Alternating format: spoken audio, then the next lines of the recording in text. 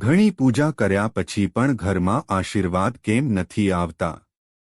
તમે ઘણા લોકોને એમ કહેતા સાંભળ્યા હશે કે હું ખૂબ પ્રાર્થના કરું છું, પરંતુ મને તેનું પૂરું પરિણામ મળતું નથી. આ વિડિયોમાં અમે તેનું કારણ જણાવીશું. વાસ્તવમાં, જાણીએ કેટલાક લોકો પૂજા દરમિયાન ઘણી બધી ભૂલો કરી બેસે છે, જેના કારણે તેઓ પૂજાનું ફળ મેળવી શકતા નથી અને પૂજા અધૂરી રહી જાય છે.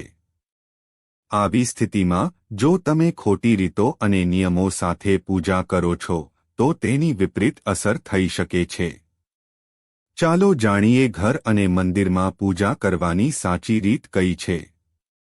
પરંતુ તે પહેલાં, જો તમે પણ ઈચ્છો છો કે લક્ષ્મી માતાના આશીર્વાદ તમારા પર રહે, તો આ વિડિયોને લાઇક કરો અને ચેનલને સબસ્ક્રાઇબ કરો અને કોમેન્ટ બોક્સમાં જય માં લક્ષ્મી અવશ્ય લખો.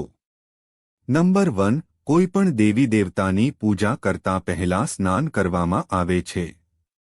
સ્નાન કર્યા પછી, વ્યક્તિ શાંત ચિત્તે ભગવાનની સામે આસન પર બેસે છે. વ્યક્તિએ ક્યારે ઊભા રહીને પૂજા કરવી જોઈએ નહીં અને ખાલી ફ્લોર પર બેસીને પૂજા કરવી જોઈએ નહીં.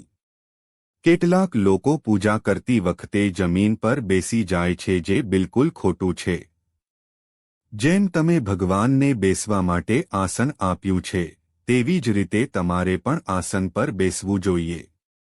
શાસ્ત્રોમાં ધાબળો અને કુશ સાદડીને પૂજા માટે શુભ માનવામાં આવે છે.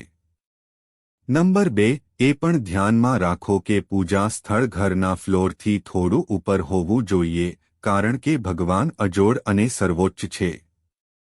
એટલા માટે તમારે તમારા સ્તરે તેમની પૂજા ન કરવી જોઈએ.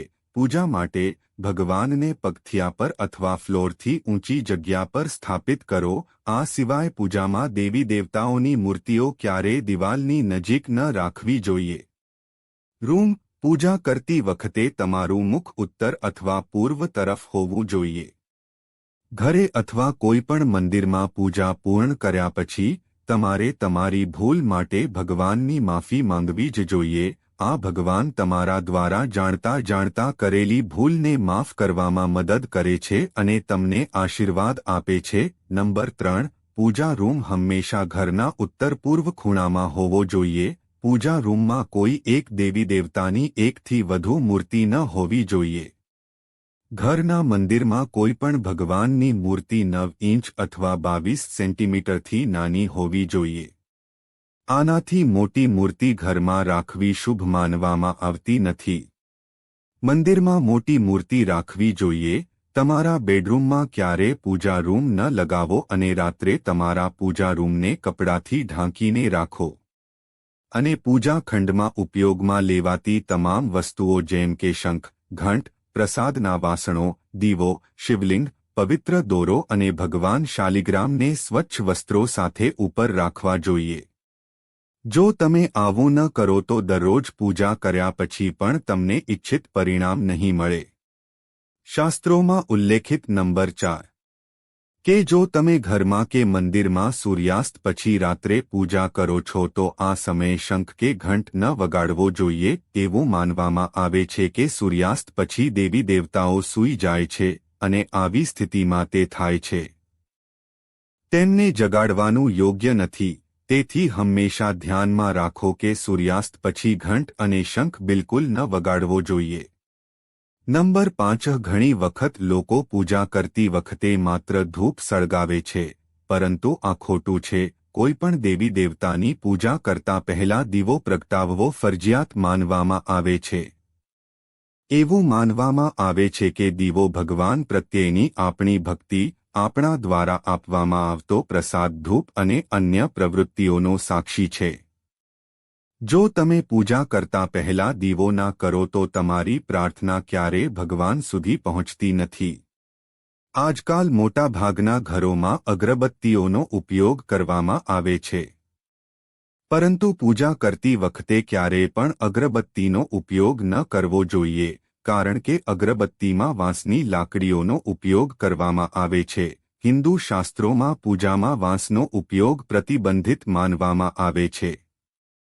તેથી પૂજામાં હંમેશા દીવાનો ઉપયોગ કરવો જોઈએ. છઠ્ઠા નંબર, તમારા મંદિર કે પૂજા ઘરમાં ક્યારેય નગ્ન મૂર્તિઓ ન રાખો. દેવી દેવતાઓને કપડાં પહેરાવો. આજકાલ બજારમાં દેવી દેવતાઓના વસ્ત્રો પણ મળે છે. જો તમે ઈચ્છો તો તમે તેને બજારમાંથી ખરીદી શકો છો. વ્યક્તિએ હંમેશા દેવતાની પસંદગી મુજબ અથવા શુભને ધ્યાનમાં રાખીને વસ્ત્રો પહેરવા જોઈએ. સૂર્ય, ગણેશ, દુર્ગા, શિવ અને વિષ્ણુને પંચદેવ કહેવામાં આવે છે. તમામ કાર્યોમાં તેમની ફરજિયાત પૂજા કરવામાં આવે છે. દરરોજ પૂજા કરતી વખતે વ્યક્તિએ આ 5 દેવોનું ધ્યાન કરવું જોઈએ. આ દેવી લક્ષ્મીના આશીર્વાદ અને સમૃદ્ધિ પ્રાપ્ત કરવામાં મદદ કરે છે. નંબર 7. ભલે તમે કોઈ પણ દેવતાની પૂજા કરતા હો, ભગવાન ગણેશની પૂજા હંમેશા પહેલા કરવામાં આવે છે.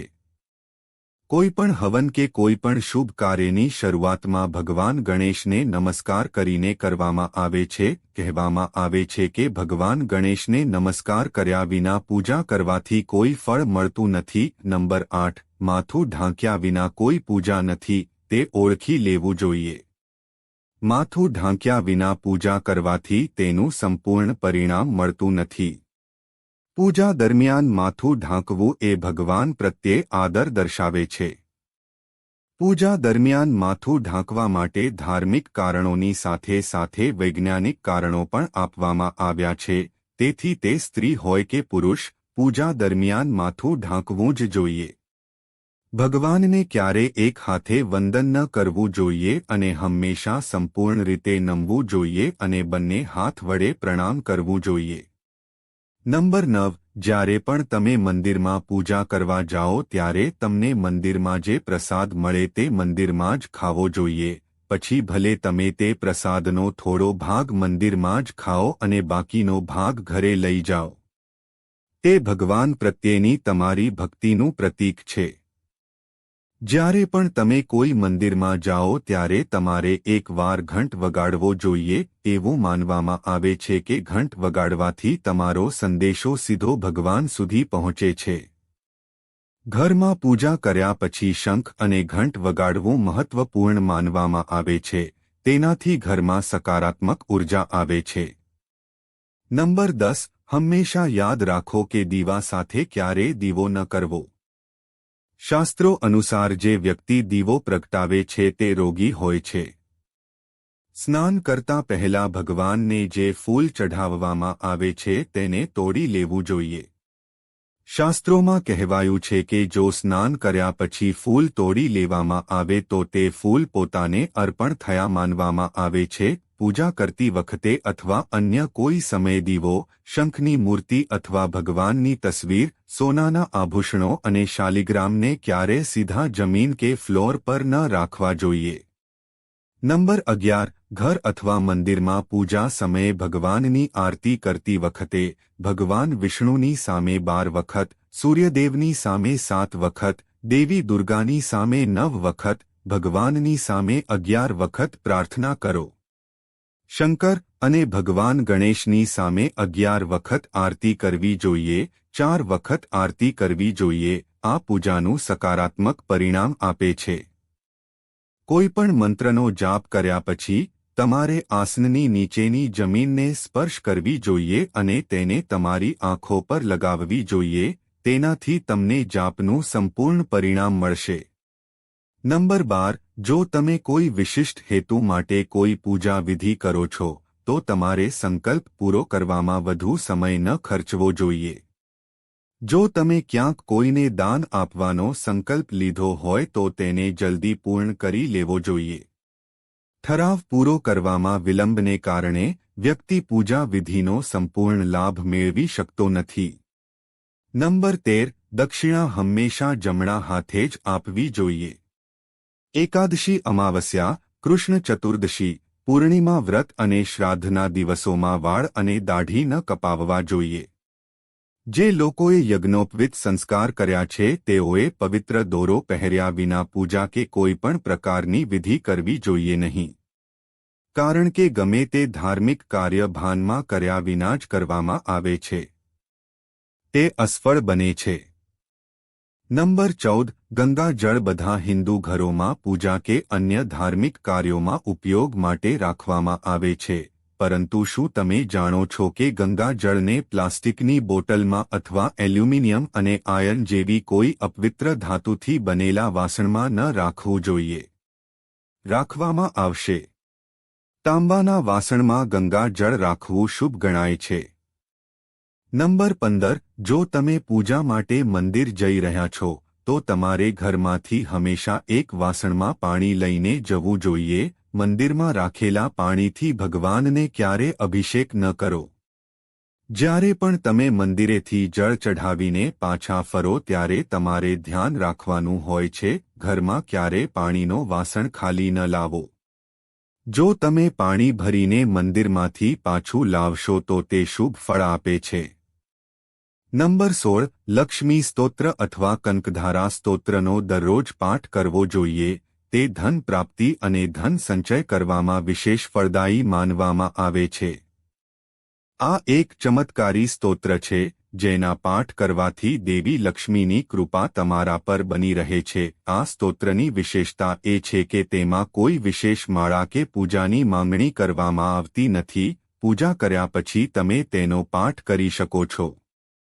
વર્ષ 2024માં તમારે દરરોજ લક્ષ્મી સ્તોત્ર અથવા કનકધારા સ્તોત્રનો પાઠ કરવો જોઈએ, જેનાથી તમારી પ્રગતિ થશે અને પૈસાની પણ બચત થશે. નંબર 17 વાસ્તુશાસ્ત્ર અનુસાર ઘણા લોકોને જમતી વખતે ભણવાની કે કામ કરવાની ટેવ હોય છે. આ ખૂબ જ અશુભ માનવામાં આવે છે. વર્ષ 2024માં તમારે આ આદતથી બચવું જોઈએ.